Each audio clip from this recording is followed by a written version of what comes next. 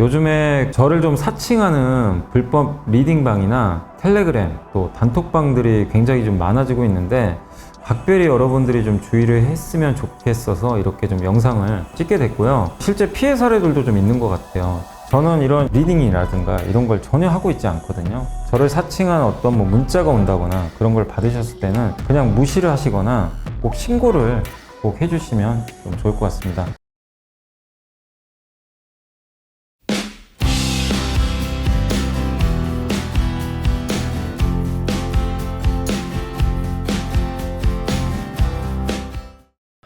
네, 안녕하세요. 염승환 이사입니다. 자, 2024년 3월 26일 시장 함께 읽기 시작하겠습니다. 제가 지금 좀 감기에 걸려가지고 목 상태가 좀 안 좋거든요. 그래서 며칠은 이럴 수 있으니까 조금 양해해 주시면 감사하겠습니다.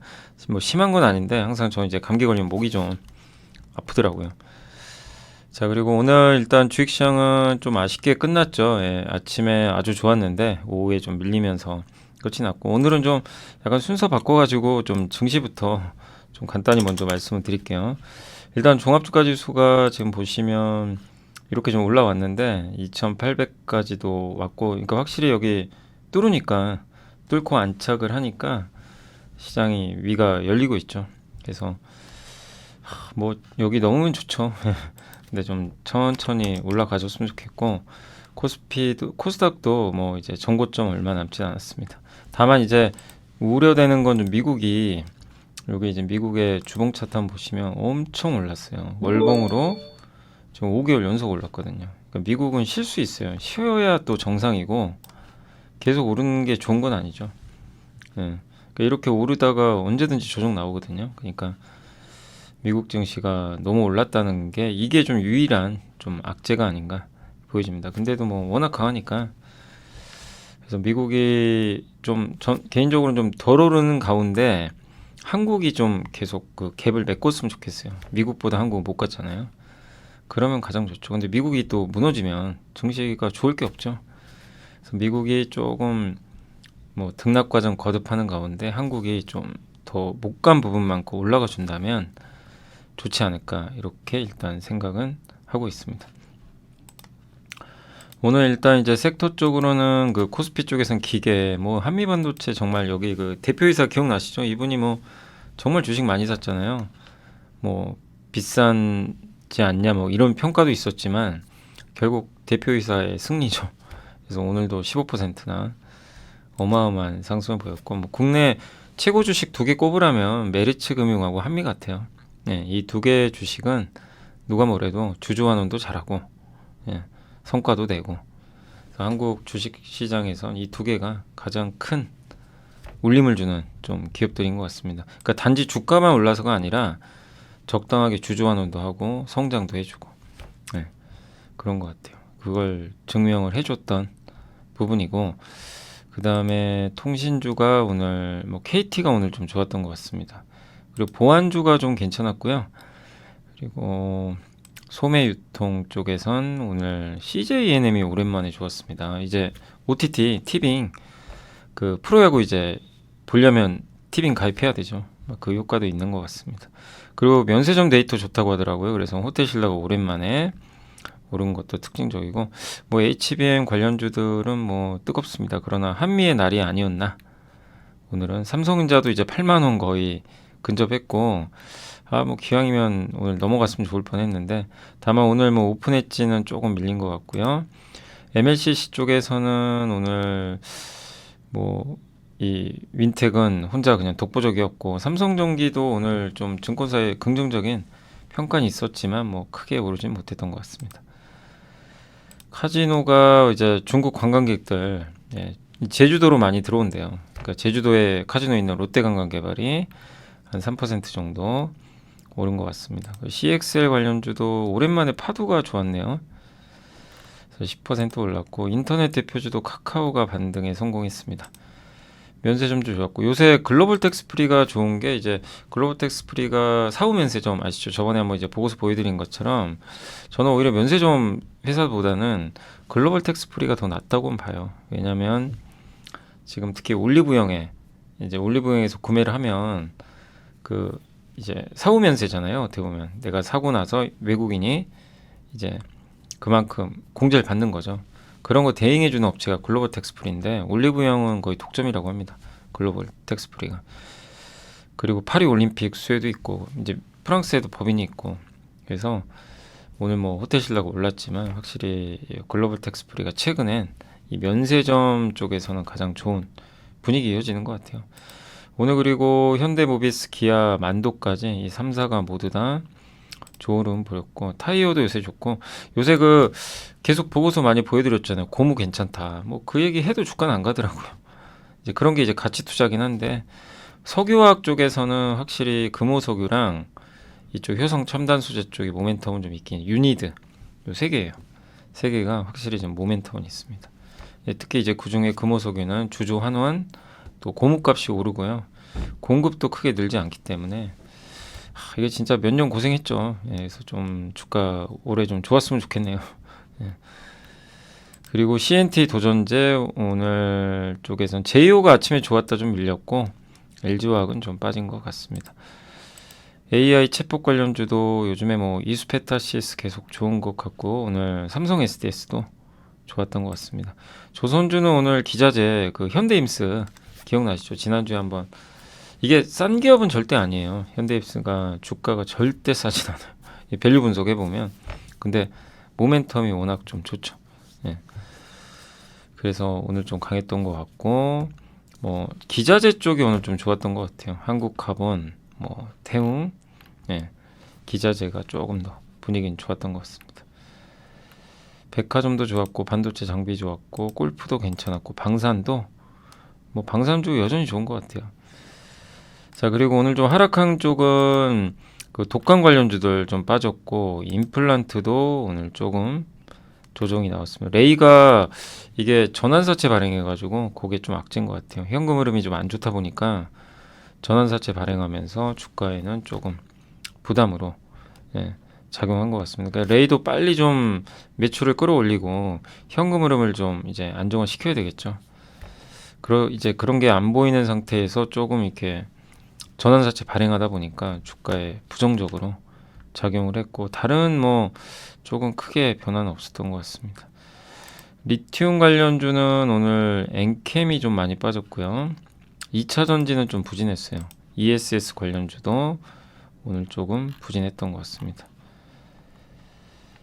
그리고 LFP 배터리도 좀 부진했고 쿠팡, 뭐 의료 AI, 영화 관련주, 뭐 보톡스, 네, 이런 쪽은 오늘 상대적으로 부진한 흐름이 나왔고요. 그리고 시총 상위 기업들만 한번 이제 보고 일단 먼저 시황은 좀 마무리를 할게요. 그 시가총액 상위 기업 중에서는 오늘 확실히 2차전지가 안 좋았어요. 그러니까 2차전지가 사실 요즘에 올라가는 건 괜찮았는데 뭐 정말 업황이 좋아서 간 건 아니죠. 이제 업황은 최악은 찍었는데 아직까지 수요는 부진하고 근데 최근에 좀 주가 올랐거든요. 그래서 오늘 중국의 리튬 가격이 또 빠졌어요. 그래서 조정이 좀 나왔다. 계속 갈 수는 없죠, 사실. 그러다 보니까 좀 이제 단기적인 조정이 나왔고 자동차가 좀 살아났고 반도체 좋고요. 그리고 현대일렉트릭 전력기기 좋았고 삼성카드 그러니까 밸류업에서 좀 배당 많이 주는 기업들이 이제 배당락이 있거든요. 이제 그런 것들 때문에 좀 주가가 흔들렸던 것 같습니다.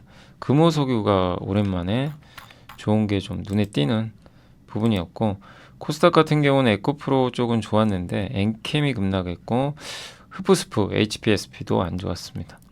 요새 엔터주 좋아요. JYP 엔터, SM이 10% 아니 그렇게 안 가다가 오늘 10% 이상 급등을 또 해버렸습니다. 어제부터 엔터주가 좀 살아나요. 네, 살아나는 분위기고 또 NCT 드림이라든가 이런 이제 아티스트들의 이제 활동도 기대가 되는 거죠. 그리고 CJENM 좋았고요. 레이크 머티리얼 좀 많이 빠졌고 나노신소. 그러니까 한마디로 2차 전지가 에코프로 쪽 좀 빼고는 대부분 좀 안 좋았던 것 같아요. 바이오는 좀 혼조세였고 오늘 신규 상장한 엔젤로보틱스는 225% 급등했습니다. 현대임스가 많이 올랐고 엠로가 한 12%, 실리콘투 이 화장품 회사도 오늘 화장품도 전체적으로는 좀 분위기들 괜찮았던 것 같아요. 그래서 코스닥도 정리를 해드리면 2차 전지에서 에코프로비움 이제 코스피 이전 상장이 오늘 주총에서 통과가 됐습니다. 그래서 이제 코스피로 갈 거고, 근데 그런 이제 개별 이슈 빼고는 2차 전지는 거의 다 부진했다라고 보시면 좋을 것 같습니다. 그리고 엔터가 급등한 게 좀 특징적이었어요, 오늘은.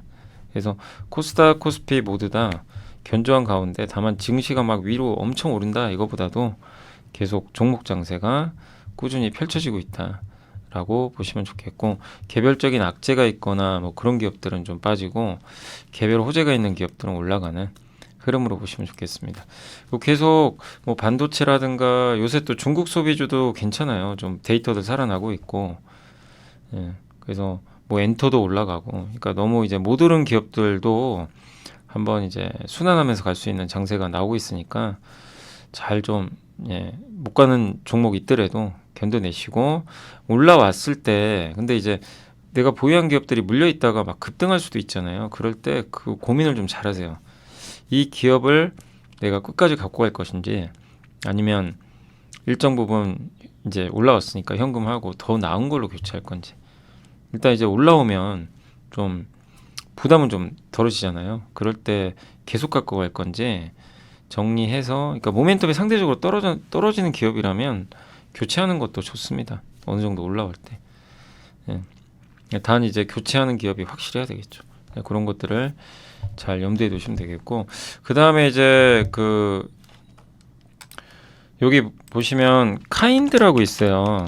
뭐냐면 그 감사 보고서 이제 내야 되잖아요. 이제 아직 안 낸 기업들이 있거든요. 우리가 다 아는 정말 그 유명한 기업도 있고, 영업무역 같은 기업들도 안 내가지고 참 걱정이 크긴 합니다. 근데 이제 네이버에서 KIND를 치시면 여기 기업 공식 채널이 있거든요. 요거 클릭해서 들어가 보세요. 제가 한번 보여드릴게요. 확인은 해야죠. 여기 보시면 요런 이제 채널이 나오는데, 여기서 증시 일정 있죠. 밑으로 좀 내리시면 증시 일정 나오거든요. 달력 표시. 이걸 클릭을 하시면 이렇게 화면이 좀 바뀝니다. 그럼 이렇게 뜨거든요. 그럼 이 중에서 감사보고서 제출 현황이 있어요. 그러니까 회계감사해서 제대로 받았냐 안 받았냐 이걸 나타내는 거거든요. 그래서 감사보고서 제출 현황이 있으니까 이거 눌러주시고, 저거 누르시면 지금 제출 안 한 기업들 목록 나오거든요. 예. 여기 보면 뭐 이디지스, 네페스도 있고, 그 다음에 알체라도 좀 유명한 기업이죠. 알체라. 여기 이게 나와요. 지금 이제 기한이 다 지난 기업들이에요. 그래서 내일 아니면 모레까지 아마 대부분 낼 것 같긴 한데, 어떻게 이제 결론이 날지 모르죠. 그리고 금양도 있고, 버키 스튜디오, 그리고 좀 많이 알려진 기업 중에서는 선도전기, 그다음에 아스트, RF세미, 그리고 NK맥스. 여기는 불성실 공시 법인 지정돼 가지고 상장 폐지 아마 심사로 들어간 것 같더라고요. 영업무역, 이제 영업무역이 지금 감사보고서 안 내다 보니까 영업무역을, 요 굉장히 알짜 회사잖아요. 요 두 개는 좀 충격적이죠. 굉장히 좀 돈도 잘 버는 기업인데 아직 안 냈어요. 또 우리가 아는 기업 중에는 인트로죠. 여기도 이제 렌즈 만드는 회사인데, 그 컨택트 렌즈, 이것도 굉장히 돈 잘 버는 기업인데 아직까지 뭐 안 냈습니다. 그래서 이제 요 기업들인데, 혹시라도 이제 이 기업들 뭐 갖고 계신 분도 있고 안 갖고 계신 분도 계시겠지만, 한번 여기 들어가셔가지고 체크를 해보세요. 내가 이제 보유한 기업 중에 감사보고서 내는, 근데 감사보고서 안 냈다는 건 좋은 건 아니죠. 기한 내에 못 냈다는 건 좀 불안한 거고, 뭐 당연히 적정 판결 나오면 괜찮아요. 주가 오르겠죠 다시. 근데 혹시라도 뭐 부적정이나 의견 거절 이런 거 받으면 바로 상장 폐지로 갈 수도 있어요. 그러니까 폐지되는 게 아니라 심사 들어가요. 거래 정지당하고. 그러니까 이거는 사실 좀 누구도 좀 판단하기 어렵습니다. 이건 회사 내부 관계자도 모르고 그 회계감사하는 거기서 결정을 하거든요. 당연히 누구도 알 수가 없어요. 그래서 이제 아마 조만간 내야 될 텐데, 이런 기업들은 지금 안 냈으니까 한번 체크하셔가지고 갖고 계신 분들은 일정 부분 약간 비중을 줄이는 것도 하나의 방법이에요. 뭐냐면 줄여놨다가 감사보고서 이제 확정되면 뭐 좋든 나쁘든 나올 거 아니에요. 이제 그거 보고 다시 대응하는 것도 하나의 방법입니다. 그러니까 이게 몰라서 그래요. 알 수가 없다 보니까. 그래서 한번 요 그 체크해 보세요. 여기 들어가지고 카인드 한번 제가 알려드렸으니까 여기 한번 보시고 여러분들도 한번 고민해 보시면 좋을 것 같습니다. 아무튼 다 좀 이 적정 판결 났으면 좋겠는데 그건 뭐 저도 제가 결정한 문제는 아니라서 한번 확인을 해보시면 좋겠습니다. 저기서 제일 좀 충격적인 기업은 그 영업무역이죠. 영업무역은 너무나 알짜이사인데 감사보고서 아직도 안 냈다는 게 좀 의아하긴 합니다. 자, 그리고 이제 보고서 좀 보여드릴게요. 그래서 OLED 이제 아이패드 양산 본격화, 그리고 합성고무 수익성 개선 전망, 원텍, 인텔리안테크, 롯데에너지 머티리얼즈, LNF, 퓨런티어, 제이오, 글로벌 텍스프리, 삼성전기, 생물보안법, CDMO에 미친 요게 이제 미국에서 그 바이오 규제법이죠, 중국. 그 다음에 어제 이제 로봇 다 아직도 못했고 또 오늘 했던 것까지만 좀 보여드릴게요. 그래서 이런 보고서들이 있으니까 한번 설명해 드리겠습니다. 그래서 이제 OLED 아이패드 양산 본격화 된다고 하는데 첫 OLED 아이패드가 이제 2분기에 출시가 되는 걸로 좀 알려져 있고요. 아마 다음 달에 아마 공개되지 않을까 이렇게 보고 있고, 이거 내용들 우리 다 알죠. LG가 13인치, 삼성은 11인치, 삼성 400만 대, LG가 450만 대 정도 나올 것 같습니다. 애플은 작년에 아이패드 신제품 없었고 2년 만에 나오니까 올해는 좀 많이 팔려고 OLED를 강조하겠죠. 그리고 노트북용 OLED 8.6세대 투자도 삼성은 이미 작년부터 했고 중국 BOE도 들어가요. 예, 작년 11월에 무려 11조 규모로 투자 발표했습니다. LG는 돈이 없어요. 그래서 아마 LG는 내년에 하지 않을까. 올해는 좀 이익을 빨리 좀 증가시켜야 되겠죠. 흑자 전환해야 되고 여력이 아직은 없으니까요. 근데 이제 그럼에도 불구하고 이런 덕산 네오룩스나 P&H테크는 P&H죠. 예, 좀 주가가 부진해가지고 최근에 모멘텀을 지금 전혀 못 받고 있거든요. 그래서 밸류는 좀 매력 있다. 이것뿐만이 아니라 소재 부품 장비도 있죠. 그래서 이런 스케줄인데 또 올해 이제 BOE 작년에 삼성이 발주했죠. 그래서 캠트로닉스가 수주 좀 많이 했죠. 그리고 올해는 중국 BOE가 발주할 것 같아요. 그럼 중국 BOE가 하면 대표 회사가 선익 시스템입니다. 선익 시스템이 아직 결정된 건 아닌데 증착 장비 아마 공급하는 걸로 많이 알려져는 있는데 아직 확정 공시는 아니에요. 근데 여기에 같이 가는 장비가 아바코 있죠. 2차 전지 물류 장비 만드는 그 회사가 여기 디스플레이 물류 장비도 만들어요. 그러니까 선익과 아바코가 같이 간대요. 그래서 만약에 선익 시스템이 중국 BOE 물량 따내면 같이 공급하는 거죠. 그래서 중국 BOE 이슈도 한번 체크해 보시면 좋겠고, 내년에는 아마 LG도 좀 하지 않을까 싶긴 한데, 근데 LG는 아직 확정된 건 아닙니다. 그래서 아까 소재주 외에 이녹스 첨단 소재, 요새 뭐 OLED TV 수출도 증가하니까 내년 리튬 양산, 그래서 관련주로 이녹스 첨단 소재, BOE 수혜주인 뭐 아바코, 또 그 아직 수주는 확정된 건 아니에요. 예, 그건 좀 주의해 주시고, 그 다음에 삼성은 이제 캠트로닉스, 예, 이렇게 장비 쪽은 보시면 되겠습니다. 그리고 합성고무 오늘 금호석이도 급등한 것처럼 중국 타이어 업체들이 가격을 올렸고, 넥센 타이어도 다음 달부터 유럽향 타이어 가격 인상이 예정이 돼 있다고 합니다.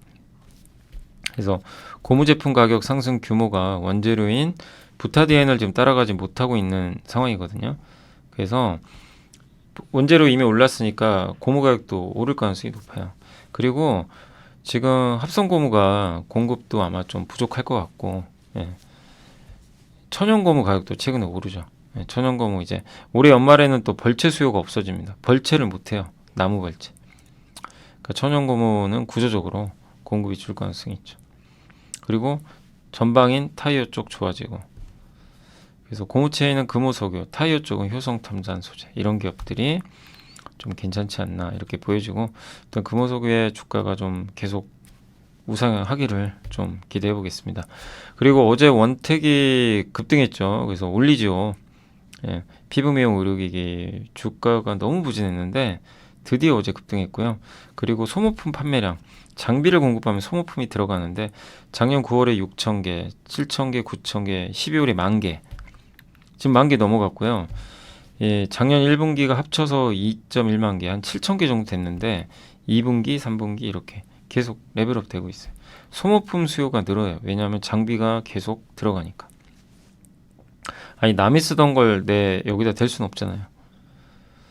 그래서 올해 1분기에는 소모품 판매량이 3만 개 정도를 예상하고 있다고 합니다. 그래서 올해도 이익이 무려 39%나 증가할 걸로 전망하고 있고 영업이익률은 한 40% 정도 나올 걸로 좀 보고 있는 것 같습니다. 대전 유성구 미용 의료기기 수출은 50% 증가해서 수출도 좀 좋고요. 그 다음에 누적 장비 판매 대수가 작년에 200대, 올해 600대. 그러니까 장비가 많이 들어가면 자동으로 소모품이 많이 들어가요. 좋은 거죠. 그래서 선순환이죠. 그리고 비교 기업 대비해서도 주가가 싸요. 그래서 8,000원 초반에서 너무 부진했지만 이제 어제 9,000원 넘고 조금 이제 우상향하는 흐름이 나오길 기대하고요. 그 다음에 중국에서 이제 요거 의료기기 판매하려면 요 NMPA 승인 받아야 되는데 어제 그 비율이 중국 승인 받았다는 뉴스가 있었죠. 예. 그래서 여기 올리지오도 아마 받지 않을까 이런 이제 기대감이 높아지고 있습니다. 그리고 이 중국 시장은 가격이 비싸대요. 시장도 크고. 그러니까 중국에서 승인만 받으면 굉장한 매출 성장이 나오겠죠. 근데 아직 원택은 그 승인 받은 건 아니에요. 비율이 받은 겁니다. 근데 받기를 이제 기대하는 부분도 지금 이제 주가에 반영하고 있다. 이렇게 보시고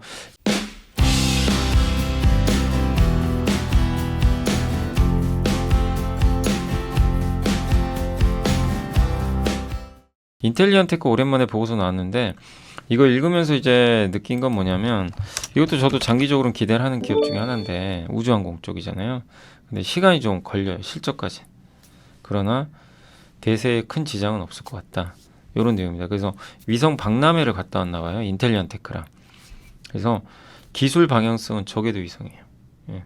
왜냐 이게 통신망이 쓰이니까. 그래서 원앱, 스페이스X, 아마존 여기가 다 뛰어들고 있죠. 그래서 위성통신 서비스 시장이 이제 커지고 있는데 인텔리언테크 제외하면 대부분 신규 사업자들이 이 시장에 들어오려고 한대요. 예. 그리고 평판형 그동안은 고정형 엔텐나를 만들었는데 네모난 요걸 만들어서 그럼 차에도 딱 붙여가지고요 위성통신 할 수가 있는 거죠. 근데 인텔리언테크는 원래 본업은 해상용 안테나예요. 배에 실는 1인데 1위였는데 2위랑 격차가 벌어지고 있고 또 조선 수주가 잘 되면 당연히 수혜를 받겠죠. 그러니까 조선이나 뭐 군함이나 이런 데 들어가는 이런 수주들이 만약에 선박 수주가 늘어나면 수혜를 받을 텐데 선박 수주 꾸준하잖아요. 그러니까 이런 부분도 긍정적인 것 같고 다만 이제 인텔리아테크는 해상 시장이 엄청 고성장은 아니니까 저궤도 위성 인터넷으로 돌렸고 여기서 저궤도형 파라볼릭 동그란 거 평판형 모두 다 개발해서 유일한 업체입니다. 오랫동안 이걸 만들어 왔고 주요 고객사가 글로벌 고객사 원앱 영국에 여기가 이제 일론 머스크의 스페이스X랑 경쟁하는 회사죠. 그리고 아마존까지 들어가 있어요. 아마존도 이제 카이퍼 프로젝트라고 거기에 이제 게이트웨이 안테나가 있거든요. 아주 큰 거 좀 커요. 그 안테나 수주를 했던 걸로 저 A사 저 이미 공시에 나와 있죠. 그래서 다양한 안테나 특히 인공위성과 관련된 그거를 지금 이제 납품한 이력들이 좀 나오고 있어서 긍정적인 것 같습니다. 그리고 방산 뭐 중장비 이런 자동차까지 수요는 늘어나고 그리고 시장이 초기 국면이잖아요. 스타링크만 지금 하고 있지 아직 글로벌 서비스 상용화 준비 중인 단계거든요.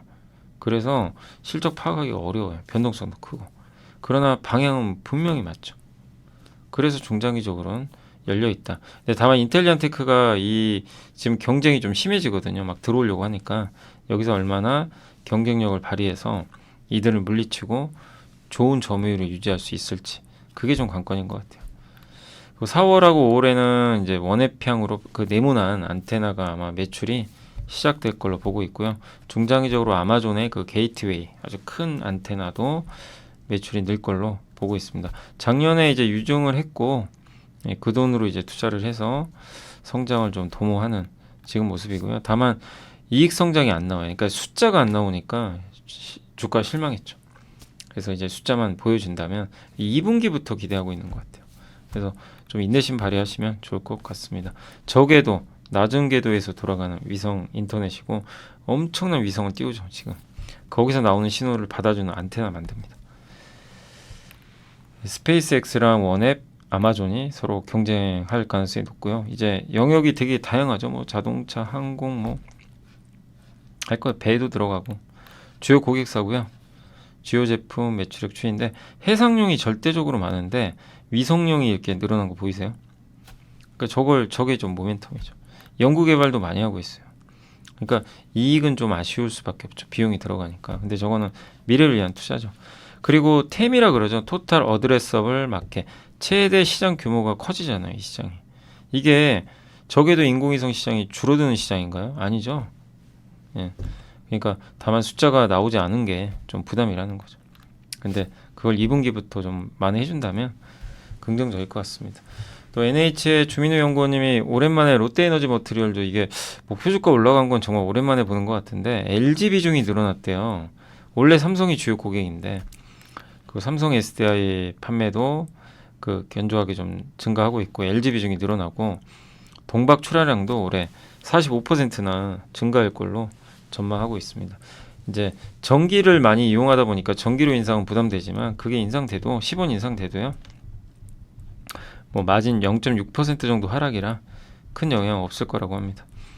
그 동박 출하량 6% 정도, 판가 마이너스 1% 정도 변동되니까 어쨌든 뭐 긍정적인 흐름 나올 것 같고 또 얼티엄 이제 GM에 납품하는 해외 경쟁사가 품질 이슈가 좀 있나 봐요. 그래서 일부 반사수에도 예상된다라는 내용이니까 참고하시면 되겠습니다. 다만 좀 최근에 주가 많이 올랐어요.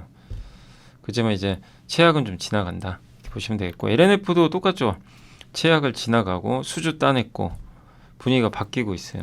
어제 13조 설명드린 대로 그리고 최종 고객사인 현대차의 낙점을 받았습니다. 아마 현대차에 들어갈 것 같고요. 26년부터 공급 들어가고 이거는 니켈 비중이 높은 거예요. 그래서 고사양 제품입니다. 그래서 원재료가 그리고 100% 사급이라는 게 리튬이나 니켈 같은 원재료를 LNF가 직접 구하는 게 아니라 고객사가 구해줘요. 그래서 그 재고 부담이 없는 거죠. 원재료가 가격이 요동치면 재고 평가 손실이나 이익을 낼 수가 있거든요. 근데 변동성이 커지죠.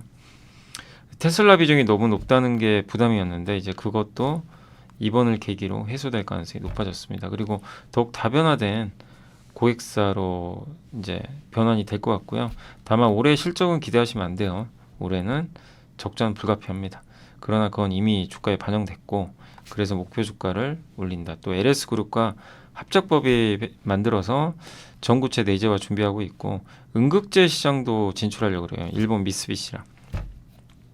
그래서 고객사 다변화 또 현대차에 들어가는 현대차는 굉장히 까다롭대요. 품질 이 규정이. 근데 그걸 통과했다는 거는 그만큼 LNF의 기술력을 인정받았기 때문에 LNF 투자하신 분들은 여유 가지고 잘 버텨내시면 좋겠습니다. 피런티어가 참 주가 안 좋은데 테슬라가 안 좋아서 그래요. 테슬라가 좀 살아나야 되는데 최종 고객사가 사실 테슬라죠. 그리고 중간 단계에 누구 있죠? 그 카메라 만드는 기업들. 그러니까 카메라 만드는 뭐 예를 들면 LG노텍, 삼성전기 이런 기업에 공급을 하고 그럼 이 기업이 카메라 만들어서 테슬라 같은 데 보내주는 이 형태입니다. 그래서 카메라를 만드는 장비 만드는 회사죠. 근데 이게 지금 아마 미국 대선이 끝나야 될 것 같아요. 예, 왜냐하면 피런티어 이제 고객사 북미 신규 공장 설립 계획이 지연된 것 같아요. 왜냐하면 이제 대선 때문에 이게 트럼프 전 대통령이 되면 친환경이 좀 이제 안 좋아질 수 있잖아요. 그래서 테슬라한테 좀 부정적이죠. 그러니까 이제 좀 의사결정을 좀 미루자 이렇게 된 것 같습니다. 그래서 올해보다는 내년이 좋을 것 같고 근데 이미 주가는 반영을 했잖아요. 그러니까 이제 별로 나쁠 게 없죠. 예. 내년을 본다면 또 나아질 거고 그리고 현재 최종 고객사는 그 테슬라죠. 6개 업체로부터 카메라 모듈을 공급받고 있는데 그중에 5개 회사가 피런티의 장비를 쓴대요. 예. 그리고 자율주행이 좀 그동안 부진하고 자율주행 관련주들 약하지만 어쨌든 테슬라의 자율주행 서비스는 계속 이어지고 예. 테슬라 주요 고객들한테는 서비스를 또 오픈한다는 얘기도 있었던 것 같고 시간 문제라고 저는 보고 있습니다. 방향은 명확하잖아요. TAM이 커지는 시장이죠. 단 속도가 느린 거죠. 예. 그게 좀 아쉬웠던 거죠. 피런티어가 이제 공급했던 건데 이 프리막스가 이제 저기 이제 테슬라 쪽에 들어가는 회사로 알려져 있죠. 네, 거기에 작년에 이제 공급을 하는데 성공을 했죠. 그래서 테슬라가 투자를 늘리고 좋아지면 피런티어한테 좋고, 또 긍정적인 거는 사이버 트럭이 양산이 좀 늘고 있대요. 생산량이. 이런 것도 우호적인 것 같습니다. 그래서 지금 주가에서는 뭐 너무 고민하기보다는 시간을 갖고 기다리시면 또 좋지 않을까 싶습니다. 충분한 기술 장벽을 갖고 있는 기업이고요. 자, 그리고 제이오는 우리 워낙 뭐 많이 공부했던 기업이죠. 근데 이제 유한타증권의 이한나 연구원이 보고서를 써주셨고, 46 나노미터 직경이 이게 뭔지 아세요? TWCNT입니다.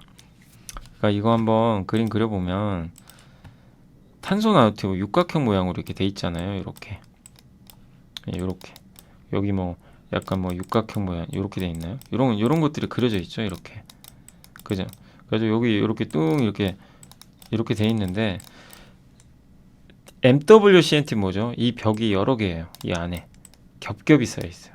이게 MW. 이게 어디 들어가죠? 주로 양극재. 예. 가장 대중화된 거고, 그 다음에 SWCNT는 면이 하나예요. 그냥 단일 싱글. 요거는 주로 음극재에 들어가요. 예. 그리고 이 두 개 섞어 놓은 게 TWCNT. 전 세계에서 유일하게 만드는 회사죠. 제이오는 이 세 개 다 만들어요. 이걸 하는 분말을 만드는 파우더 회사입니다. 그래서 MW, TW, SW. SWCNT는 아직 상업화 못했고, 이게 이쪽은 그 러시아의 옥시알이 전 세계에서 유일하게 만드는데, 이거 이미 개발은 끝냈다고 하더라고요. 근데 이제 양산을 본격적으로 해야 되는데, 그거는 올해 이제 돌입하지 않을까 이렇게 보고 있습니다. 근데 여기서 핵심은 이거 양극재고 가격이 싸고요. 얘는 음극재에 쓰이는데 너무 비싸요. 이 중간이 요겁니다. 성능은 이거보다 좋은데 가격은 싸요. 요거보다. 요거를 독점이에요. 요게 46 나노미터. 그 얘기를 해드린 거예요. 러시아가 독점하는 건 2.5. 근데 여기도 올해내 양산 시작. 최근에 이 6 나노 이하급 아까 TWCNT는 자동차 회사들이 채택률이 확대되는 LFP에 양극재로 아마 들어갈 것 같습니다. 도전제라 그러죠. 여기 양극할 물질에다가 도전제 바르고 바인더 발라서 양극할 물질을 만든 다음에 양극, 음극, 박에 바르는 거죠. 그래서 반드시 필요한데, 원래는 카본 블록 썼죠. 카본 블랙. 근데 이거 대신에 CNT를 쓰면, 탄소 나노튜브를 쓰면 조금만 써도 돼요. 예. 그러면 그 조금만 쓰는 만큼 양극재를 더 넣어도 되죠. 카본 블랙은 100을 넣었다면 만약에 CNT는 10만 넣는다. 그럼 90이 남죠. 그럼 90 남는 거를요, 양극재를 더 넣으면 돼요. 양극화 물질. 그러면 양극화 물질이 더 높아지면 비중이, 양극화 물질의 역할이 뭐죠? 이 에너지 밀도 올려줘요. 그럼 주행거리 늘어납니다. 그런 효과가 있어요. 음극할 물질에는 안전성을 높여줍니다. 네. 근데 MW, SW 중간에 TW 요걸 만들어서 적용하고 있고, 이게 CATL에 들어가잖아요. 지금은 SK온 비중이 높아요. 제이오가. 근데 이제 요 LFP 쪽에서는 CATL로 실제 들어가고 있어요. 그리고 SWCNT보다 물론 약간 기능이 떨어질 수 있다 하더라도 가격은 10%밖에 안 돼요. 굉장히 가성비가 좋은 제품이죠. 중국 고객사가 필요한 물량은 다 채웠다고 하고요. 이 올해 아마 일본 쪽으로도 음극재에 들어가는 가장 비싼 거 SW, 저것도 양산도 될 걸로 보고 있습니다. 그래서 이 세 가지를 모두 다 아우를 수 있는 포트폴리오 갖춘 기업이라, 그리고 LFP가 저는 대세가 될 거라고 저는 개인적으로 보거든요. 뭐 거스를 수 없는 것 같아요. 가성비의 끝판왕이기 때문에 NCM이 이길 수가 없어요. 가성비를. 그러니까 LFP가 어느 정도 될 텐데, 우리나라에서 LFP에 관련된 기업이 별로 없잖아요. 가장 대표적인 게 삼성 SDI, 탑머티리얼, 그리고 제이오라고 생각을 합니다. 그래서 제이오 그런 관점에서 관심 필요하다. 다만 이제 제이오가 좀 주가가 비싸잖아요. 싸진 않으니까 늘 말씀드리지만 안 좋을 때, 얼마 전에 3만 원 갔다가 다시 2만 원 깨졌다가 다시 3만 원 왔어요. 이 난리가 났어요. 이렇게. 그러니까 안 좋을 때 투자하신 분들은 돈을 번 거죠. 좋을 때 하신 분은 물려버렸고. 그러니까 항상 좀 조정을 이용하시면 좋을 것 같습니다. 자, 글로벌 텍스프리는 중국 입국자 수 증가하고요. 일평균 매출액이 평일 2억 원, 주말 2.5억인데 역대 최대라고 합니다. 그래서 이런 추세면 매출은 꾸준히 늘 것 같고, 그리고 무엇보다 단체 관광도 오지만 개별 관광 와서 올리브영 같은 데서 구매 많이 하죠. 근데 올리브영 단독 사업자가 글로벌 텍스프리래요. 그리고 프랑스 자회사도 파리올림픽 7, 8월 열리잖아요. 거기 면세 수요도 있으니까 수혜 받겠죠. 중국인 입국자. 그래서 글로벌 면세점보다는 오히려 글로벌 텍스프리가 더 낫지 않나 이렇게 보고요. 단 조정 받을 때 관심 가져가시면 좋겠고, 삼성전기는 KB의 이창민 연구원이 목표 주가 올렸지만 주가는 부진합니다.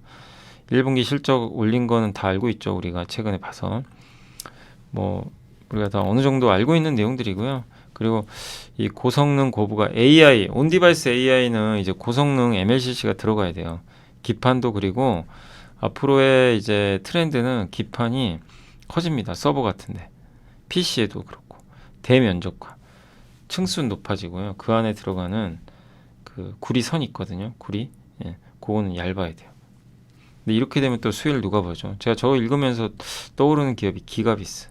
기가비스가 플립칩 BJ 안에 검사해 주잖아요. FC BJ. 근데 저 트렌드가 이어지면 단가 올라가겠죠. 그러니까 그런 것도 이제 하나의 아이디어 차원이죠. 그래서 삼성전기나 이런 기업들도 좀 꾸준히 지켜보면 좋겠습니다. 생물보안법이 CDMO에 미칠 영향인데, 이거는 이제 어제도 말씀드렸지만 미국이 중국 바이오도 규제하죠. 중국의 베이징 지노믹스 인스티튜 그룹과 그 관계회사의 미국 사업 하지 마라. 미국 상원 통과됐고요. 대표 기업이 우시바이오라고 있어요. 요새 주가 많이 빠졌죠. 중소형 그 의약품 회사에 주로 이제 위탁 수주를 받는다고 합니다. 상업용 의약품보다는 이미 그러니까 신약 개발 끝나서 허가 받아서 나오는 거를 이제 주문 받아서 만드는 게 아니라 임상용 있죠. 아니면 약을 처음 개발할 때 그쪽 이제, 그러니까 처음에 약을 개발하기 위해서는 또 이런 시약을 이용해서 약을 만들어 봐야 될 거 아니에요. 근데 그 약을 만들어주는 회사가 우시바이오죠. 주력으로 하는 게. 상업화 비중은 얼마 안 되고요. 비임상, 임상, 일상, 북미 비중이 높습니다. 그래서 우시바이오가 만약에 미국에서 거래가 비중이 높은데 중단되면 신약 개발을 하고 있는, 신약 개발이 끝나서 제품화한 거 말고 이 회사의 주력은 제품화 전 FDA 승인 받기 전이거든요. 그럼 중소형 바이오텍일 가능성이 높고, 예. 그러면 이제 그 중소형 CDMO에 집중하고 있는 기업들이 반사이익을 얻겠죠. 우시앱텍 같은 경우는 합성의약품 CDMO에 집중하고 있는데 CRO, 임상 대행해주는 이런 시험 서비스도 하고 있다고 합니다. 현재 진행 중인 파이프라인 수가 3,200개, 이 중 61개만이 상업화 물질이라고 합니다. 그래서 이런 것들을 뭐 임상도 해주고 위탁 생산해주는 걸 해주고 있어요. 중소형사 위주로. 근데 지금 글로벌 회사들은 이제 중국과 거래를 좀 끊으려고 하겠죠. 그런 부분은 긍정적인 것 같습니다. 그리고 이제 이 중국을 이제 규제하게 되면 경쟁 다른 나라에 있는 그 CMO 업체들 있죠. 이 회사들이 수혜를 분명히 받긴 할 텐데 아무한테나 수주를 주는 게 아니라 저 CGMP, 그러니까 품질 인증이에요. 생산 시설 같은 거, 뭐 위탁 생산을 할 때 그만큼 품질 기준이 만족할 수 있는 경쟁력 있는 시설을 갖고 있는지 그걸 이제 인증해 주는 거죠. 그래서 저걸 받고 있는 회사가 유리한 거죠. 예.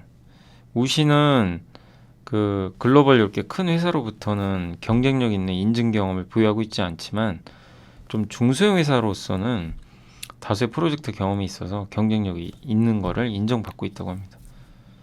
그러면 이제 우시바이오를 거래를 안 하게 되면 그걸 대체할 수 있는 기업들이 수혜를 받겠죠. 국내는 좀 그런 게 제한적이지만, 근데 국내에서 수혜주를 찾아보면 그 바이넥스, 그 다음에 ST젠 바이오는 동아소시홀딩스 자회사입니다. 그러니까 동아소시홀딩스 수혜가 예상되고, 합성의약품 계열 쪽에서는 이런 경험이 있는 게 ST팜 이라고 합니다. 그리고 큰 회사 있죠. 삼성바이오나 이런 회사도 수혜를 받아요.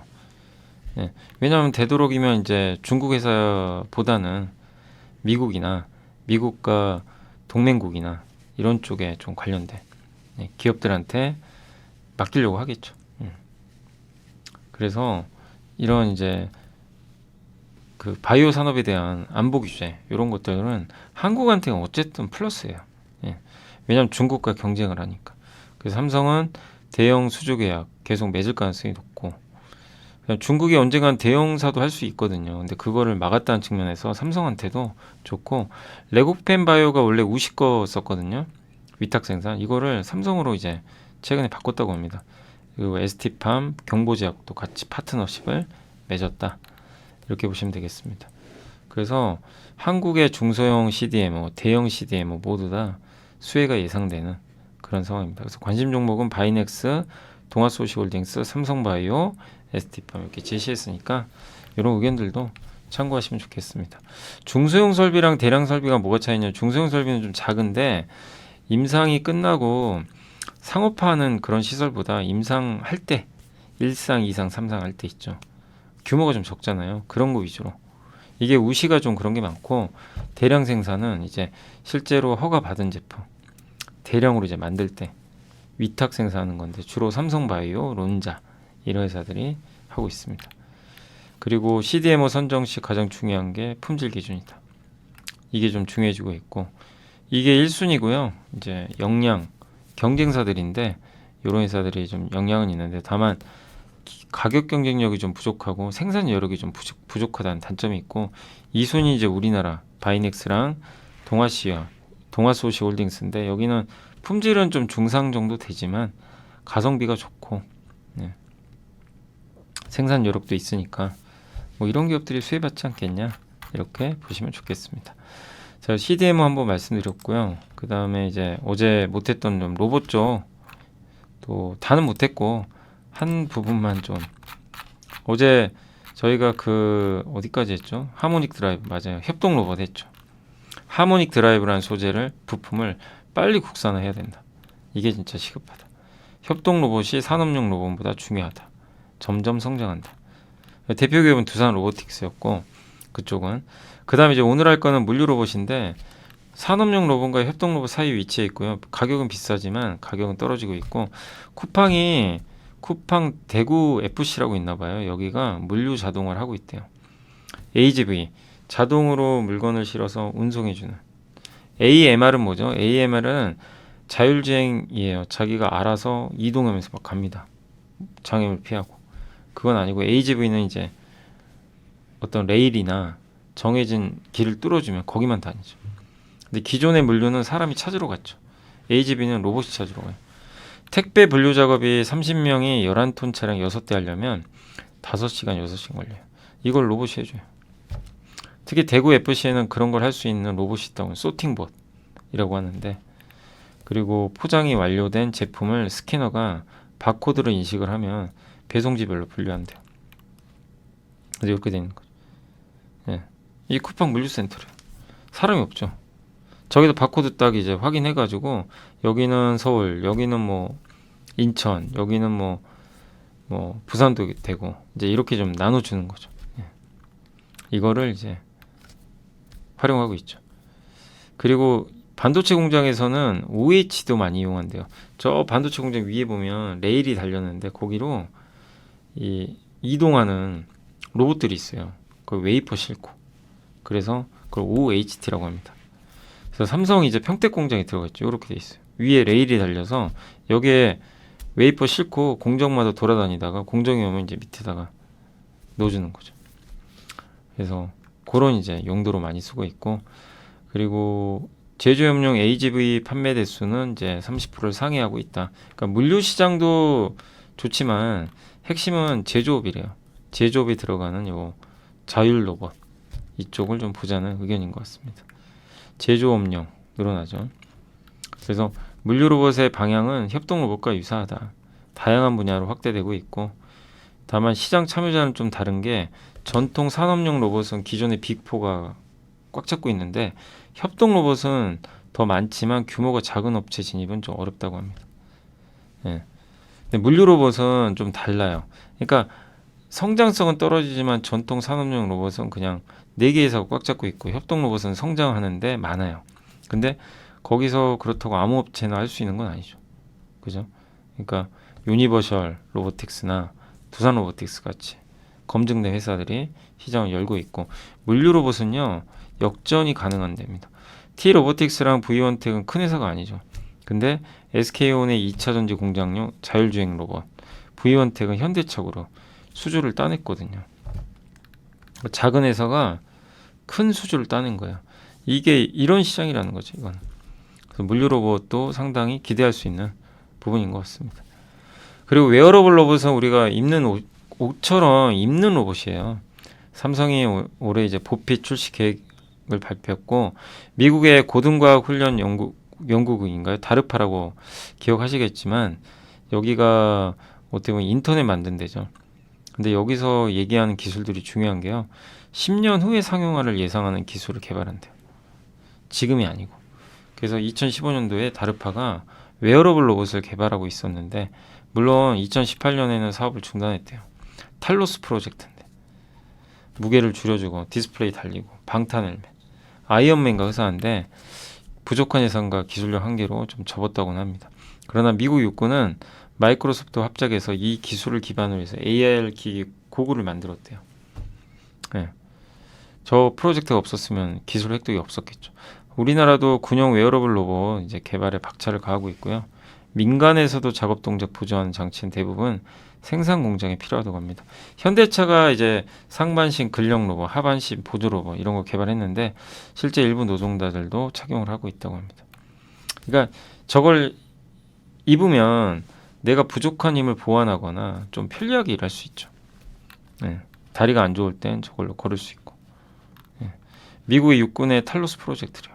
아이언맨처럼 뭐 방탄 옷에다가 도와주는 거죠. 예. 그래서 보병에 들어가는 거죠. 무기가 되는 거죠. 그리고 고글, 요게 이제 상반신 근력, 하반신 보조. 이게 현대차에서 만든 거. 예. 공급한 현대차의 로보티즈라고 합니다. 여기는 그런 이제 웨어러블 로봇도 이제 있다. 그래서 우리가 이제 여기까지 로봇 공부하면서 느낀 거는 확실히 협동 로봇, 물류 로봇 이쪽이 성장을 하고, 웨어러블 시장은 이제 초기 국면이라 아직은 기업들이 뭐가 있는지 잘 몰라요. 그래서 일단은 물류 로봇까지는 괜찮은데 여기 그 웨어러블 로봇도 좀 계속해서 관찰을 해 나가야 될 것 같습니다. 이쪽도 이제 시장이 본격적으로 열리겠죠. 네. 그리고 이제 나머지 좀 못다한 보고서는 또 제가 내일 또 말씀을 드릴게요. 자, 그래서 로봇도 이제 내일 한번 더 말씀을 또 드리고, 아직 뭐 읽을 보고서들은 또 되게 많고요. 요새 애널리스트 분들이 열심히 쏘셔가지고 또 좋은 보고서들 읽는 대로 요약해서 언급을 드릴 테니까 최종적으로 그런 것들 잘 아이디어 확보하셔가지고 압축을 잘 해서 투자해 나가시면 좋겠습니다. 자, 오늘 방송 여기서 마무리하도록 하겠고요. 제가 며칠 정도 좀 목이 좀 안 좋더라도 양해해 주시면 감사하겠습니다. 오늘은 제가 먼저 시황을 얘기해가지고 여기서 마무리, 보고서 끝나서 마무리하겠습니다. 내일 오전에 그 10시 10분에 항상 라이브 방송하니까 내일 수요일이죠. 예, 내일 오전에 뵙겠습니다. 감사합니다.